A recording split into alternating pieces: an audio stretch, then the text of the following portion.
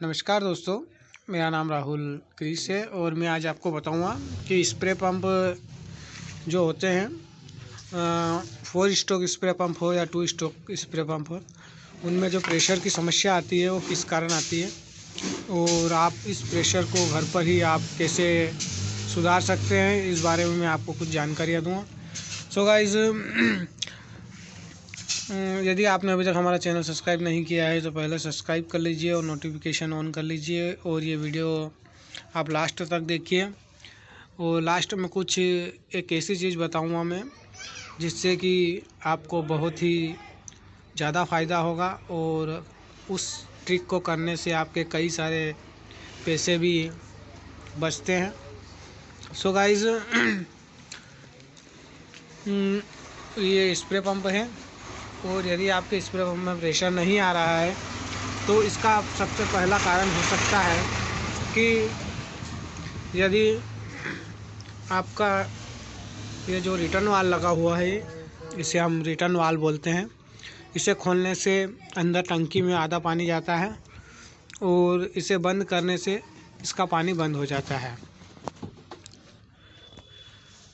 और इसके अलावा यदि आप इस वाल को हाई पर रखेंगे, यहाँ पर लिखा हुआ भी है, आप देख सकते हैं, हाई और लो दोनों लिखा हुआ है। यदि इसको अपने को हाई की तरफ घुमाना है, फुल टाइट कर लेना है हाई की तरफ, तो आपका प्रेशर बढ़िया ज़ोरदार आएगा, जो प्रेशर बनाना चालू हो जाएगी।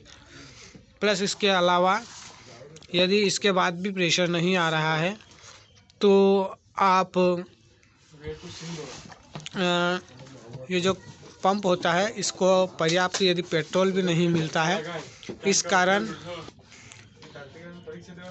कारण भी पंप प्रेशर नहीं बनाता है, जिसके लिए आपको क्या करना है, अपने पेट्रोल की जो टैंक है इसको अच्छी तरीके से साफ़ कर ले। इसके अंदर जो नली लगी हुई है, वह नली के अंदर एक पीपी लगी हुई है, उस पीपी को भी अच्छी तरीके से साफ़ कर ले और देखिए कि नली में पर्याप्त पेट्रोल आ रहा है या नहीं आ रहा है।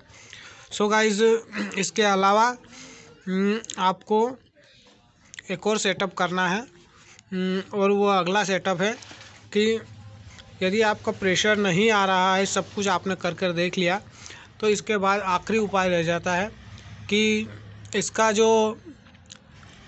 इसके अंदर जो वॉशर लगे हुए हैं, वाल, प्रेशर वाल बोलते हैं उनको हम, जो प्रेशर वाल लगे हुए हैं उन प्रेशर वाल को आपको चेंज करना होता है। और वह प्रेशर वाल देखिए आप, यह प्रेशर वाल है, इनके जो रबर होते हैं, ये ऊपर वाले जो रबर होते हैं, ये रबर भी मार्केट में मिलते हैं और ये पूरा वॉशर भी मार्केट में मिलता है।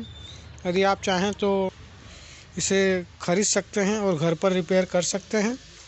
सो गाइस, देखिए ये वॉशर है। इसके अलावा मैं आपको बताऊं कि यदि आपका स्प्रे पंप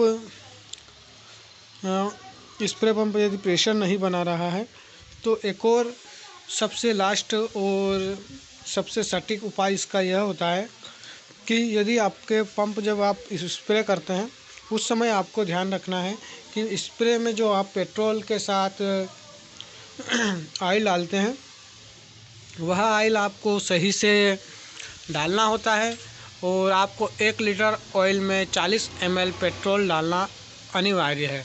यानी आप 1 लीटर पेट्रोल में 40 ml या 40 या 50 ml भी यदि डाल देते हैं तो उससे आपके पंप को कोई भी नुकसान नहीं है, यानी वह पंप के लिए पर्याप्त ऑयल होता है। सो गाइस, यदि आप इसे बिना ऑयल के चलाते हैं, जिससे इसका जो पिस्टन होता है वह पिस्टन में गैप हो जाती है और वह घिस जाता है, जिसके कारण सही से कंप्रेसर नहीं बन पाता।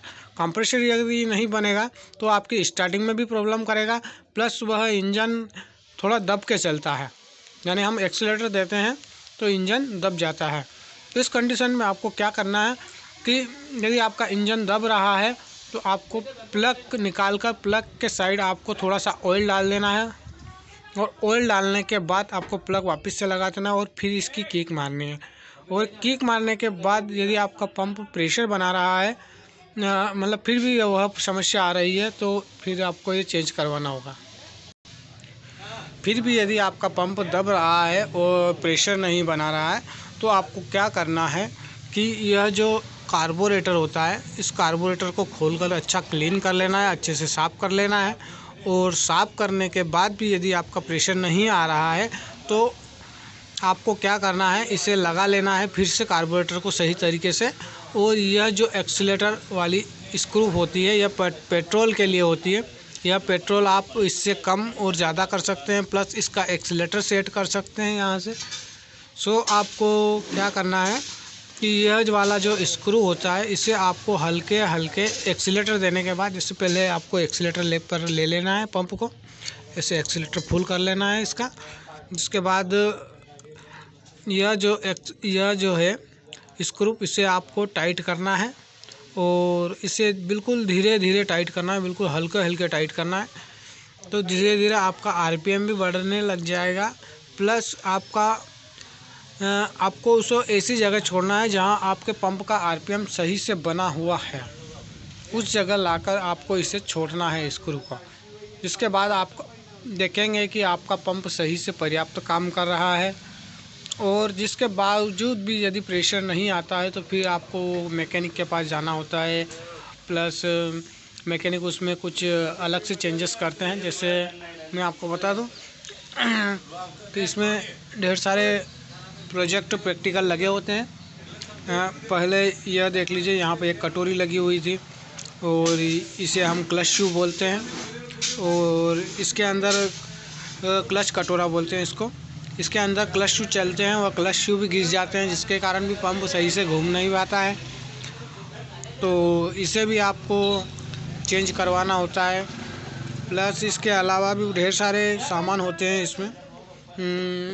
मैं आपको बताऊं, वो जो रखा है वो मैग्नेट है और